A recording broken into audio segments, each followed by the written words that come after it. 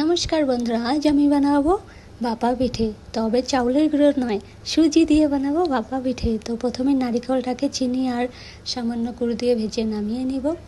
এবার আমি সুজির ব্যাটারটা রেডি করি। প্রথমে দিয়ে দেবো 1 বাটি সুজি আর 2 বাটি দুধ, আর সঙ্গে দেবো সামান্য চিনি দিয়ে ব্যাটারটা তৈরি করে 2 থেকে 3 মিনিট ঢেকে রেখে দেব। তারপর বাটিতে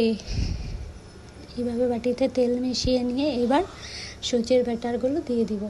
প্রথমে অল্প অল্প করে ব্যাটার দিয়ে তার উপরে দিয়ে দেব নারকেল। এবার আবার একটু ব্যাটার দিয়ে বাস হয়ে গেল। এবার এদিকে আমি কড়াই বসিয়ে দিয়েছি জল দিয়ে ভাপ দেওয়ার জন্য।